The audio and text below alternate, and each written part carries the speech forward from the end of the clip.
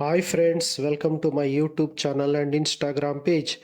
అఖిల్ అక్కినేని ఓ బలమైన విజయం కోసం ఎప్పటినుంచో ఎదురు చూస్తున్నారు. దాంతో కొంత విరామం తీసుకొని ఇప్పటి వరకు తాను చేయని ఓ విభిన్నమైన కథని ఎంచుకొని లెనిన్ చేశారు.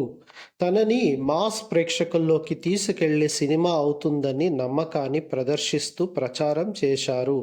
మరి ఈ సినిమా ఆయనకు విజయాన్ని అందించిందా? మాస్ పాత్రలో అఖిల్ ఎలా ఒదిగిపోయారు? చిత్తూరు జిల్లాలోని శ్రీరామపురం అనే ఊరు ఉంది. అక్కడకు లెనిన్ అనే ఓ అనాథ ఆకలితో వస్తాడు.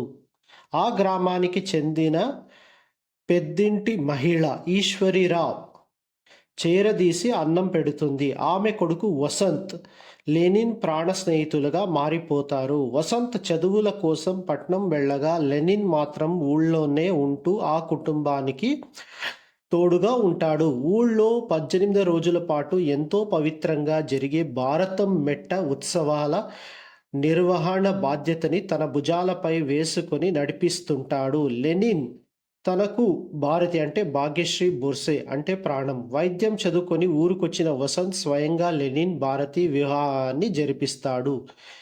ఆ ఊళ్ళో ఉత్సవాల ఆఖరి రోజు అనూహ్యంగా ఓ సంఘటన జరుగుతుంది. దాంతో భారతం మెట్ట ఎంతకీ ఆరని అగ్నిగుండంలా రగిలిపోతుంది. లెనిన్ జైలుకు వెళ్లాల్సి వస్తుంది. కొన్నాళ్ళు జైలు జీవితం గడిపి బయటకొచ్చిన లెనిన్ నేరుగా ఎక్కడికి వెళ్ళాడు, ఏం చేశాడు, అసలు అతను జైలుకు ఎందుకు వెళ్లాల్సి వచ్చింది, అందుకు కారకులెవరు, తన ప్రాణ స్నేహితుడైన లెనిన్ కోసం వసంత్ ఏం చేశాడు తదితర విషయాలు మీరు తెలుసుకోవాలని అనుకునేదైతే సినిమా చూడాల్సిందే. ఇలాంటి మరెన్నో విషయాల కోసం నా యూట్యూబ్ ఛానల్ అయితే సబ్స్క్రైబ్ చేసుకోండి. సో మొత్తానికి అఖిల్కి చాలా రోజుల తర్వాత హిట్ పడిందని చెప్పొచ్చు. అఖిల్ యాక్టింగ్ అయితే చాలా సూపర్గానే ఉంది. దాంతో విలన్ యాక్టింగ్ కూడా బాగానే ఉంది. మరి హీరోయిన్ యాక్టింగ్ కూడా తక్కువ లేదు. హీరోయిన్ యాక్టింగ్ కూడా చాలా బాగుంది. సో మొత్తం విలేజ్ బ్యాక్గ్రౌండ్లో బాగానే జరుగుతుంది అనమాట. సో టోటల్గా సినిమా అయితే చాలా సూపర్గానే ఉంది. సినిమాలో చూస్తే మంచి కిక్ ఎక్కుతుందని నేను అనుకుంటాను.